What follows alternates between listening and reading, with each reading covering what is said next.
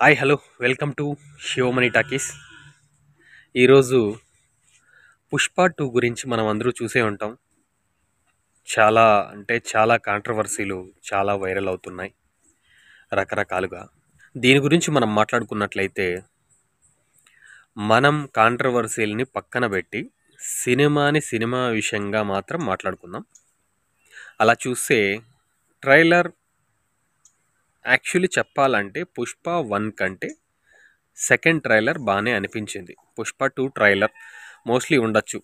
Expectation లేకుండా పుష్ప 1 మంచి స్పందన లభించడం, మంచి కాసుల వర్షం కురిపించడం వల్ల పుష్ప 2ని కొంచెం బాగా చేయాలని ప్లాన్ చేసి ఎక్కువ బడ్జెట్ పెట్టి బాగానే తీసిండవచ్చు. ట్రైలర్ మాత్రం చాలా అద్భుతంగా ఉంది. ట్రైలర్ చూసి అదే రేంజ్లో సినిమా ఎక్స్పెక్టేషన్ పెట్టుకొని వెళ్తారు గనక, అదే రేంజ్లో సినిమా ఉంటే అద్భుతంగా మరో రికార్డు అంటే కొత్త రికార్డు క్రియేట్ చేస్తుందా, లేకపోతే అందులోనే నిలుస్తుందా? ఇప్పుడున్న Baahubali 1, Baahubali 2, KGF, triple R, Salaar, మొన్నొచ్చినటువంటి కల్కి, వీటన్నింటినీ తర్వాత ఇంకో కన్నడ సినిమా కాంతార, ఇవన్నీ పాన్ ఇండియానే కాకుండా పాన్ వరల్డ్లో కూడా అద్భుతంగా నిలిచాయని చెప్పుకోవచ్చు. వీటన్నింటి లిస్ట్లో వస్తుందా, వీటన్నింటినీ క్రాస్ చేసి మరి నిలుస్తుందా అనేది మనం ఇంకా వెయిట్ చేయాల్సి ఉంది. ఫస్ట్ రోజు అంటూ తెలిసిపోతుంది అది ఏ రేంజ్లో వెళ్తుందనేసి. ఒక్కరోజు చాలు దాని ఎక్స్పెక్టేషన్స్ గురించి తెలుసుకోవడానికి. ఆ విధంగా చూసినట్లయితే టికెట్స్ రేట్ విషయంలో కొంచెం కాంట్రవర్సీ అంటూ జరుగుతుంది. దాని గురించి చెప్పాలంటే టికెట్స్ అనేటివి సినిమాకి చాలా బడ్జెట్ పెట్టి ఉంటారు కనుక ఆ బడ్జెట్ని రిటర్న్ ఎలా తీసుకోవాలనేసి ప్రొడ్యూసర్స్ అనేది థింక్ చేస్తారు. మనం పెట్టిన బడ్జెట్ని రిటర్న్ ఎలా పొందాలనే దీంట్లో వాళ్ళు ట్రై చేస్తూ ఉంటారు. అది వాళ్ళకి సంబంధించింది. కొనేది కొనంది అనేసి ప్రజలకు సంబంధించిందిగా వదిలేస్తారు అన్నమాట. ఇప్పుడు మనకి ఫస్ట్ రోజే సినిమా చూడాలంటే పెట్టి కొనాలి, వద్దంటే వద్దు, లేకపోతే ఒక 2 రోజులు లేటుగా చూసినంత మాత్రాన ఏం కాదు. కొంతమంది యూట్యూబర్స్, కొంతమంది రివ్యూ ఇచ్చే వాళ్ళు ఖచ్చితంగా చూస్తారు. ఎంతైనా కొని చూడాల్సిందే, తప్పదు, వాళ్ళు రివ్యూ ఇవ్వాలి కనుక. ఆ విధంగా చూసుకున్నట్లయితే మాల్స్లో, బెంగళూరులో అయితే మాల్లో చాలా ఎక్కువగా ఉందంట. ఇంతవరకు ఎవరో ఒక్కరు ఫోన్ చేశారు, చాలా ఎక్కువగా ఉంది, అంత డబ్బులు పెట్టి కొనడం కష్టం అనేసి. ఆ విధంగా సిటీల్లో అంటూ చాలా ఎక్కువగా పెట్టారనమాట మాల్స్లో టికెట్ రేట్స్.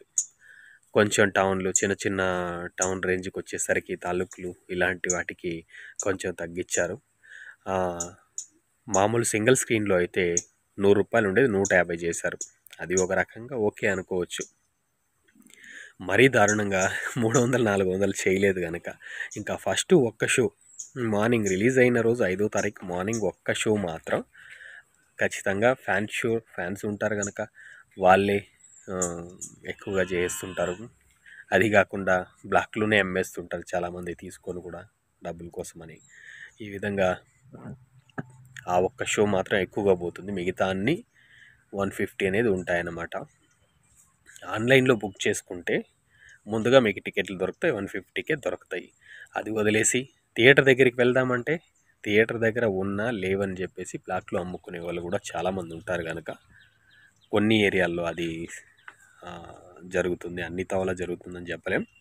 ఈ విధంగా చూసుకున్నట్లయితే ఫస్ట్ రోజు కొంచెం కష్టంగానే ఉంటుంది, ఎక్కువ రేటు పెట్టి కొనక తప్పదు చూడాలనుకునే వాళ్ళు. లేకపోతే 2 రోజులు వెయిట్ చేసి సినిమా చూడండి. ఇంకా రాజకీయ కోణంలో ఈ సినిమాని పక్కకు పెట్టేద్దాం. ఏదైనా కానీ మన ఇండియన్ సినిమా, మన తెలుగు సినిమా, ఒక సినిమా మంచిగా సక్సెస్ అవుతుందంటే దాన్ని మనం ఎంకరేజ్ చేయాలి తప్ప దాన్ని అది ఏదో అయితే బాగున్ను అనేది మనకి అనవసరమైన విషయం. అది రాజకీయ నాయకులు వాళ్ళకి సంబంధించిన విషయాలు, అది వాళ్ళకి వ్యక్తిగత సమస్యలకు సంబంధించిన విషయాలు. మనం సినిమా పరంగా సినిమాను చూసినట్టయితే ఒక మంచి సినిమా అయితే బాగున్ను, ఒక మంచి సినిమా లిస్ట్లో ఇది పడితే బాగుండు. ఎవరు హీరో, ఎవరు డైరెక్టర్, ఎవరు ప్రొడ్యూసర్ అనేవన్నీ పక్కన పెట్టేయాలి. కానీ పేరు వస్తే ఒక తెలుగు సినిమా, ఒక టాలీవుడ్ సినిమా వరల్డ్ వైడ్ అద్భుతమైనటువంటి సినిమాలొస్తున్నాయి. బాలీవుడ్ వాళ్ళు ఒక టైంలో చాలా ఎగతాళి చేశారు మన టాలీవుడ్, సౌత్ గురించి. చాలా అంటే చాలా నీచంగా చూశారు గనక, ఈరోజు వారికి బుద్ధి చెప్పడానికి ఏ సినిమా అయినా, మన సౌత్ నుంచి వచ్చేటటువంటి ఏ సినిమా అయినా పాన్ ఇండియా, పాన్ వరల్డ్‌గానే సక్సెస్ అవ్వాలి అని మనం అందరూ కోరుకుంటాం. Thank you so much.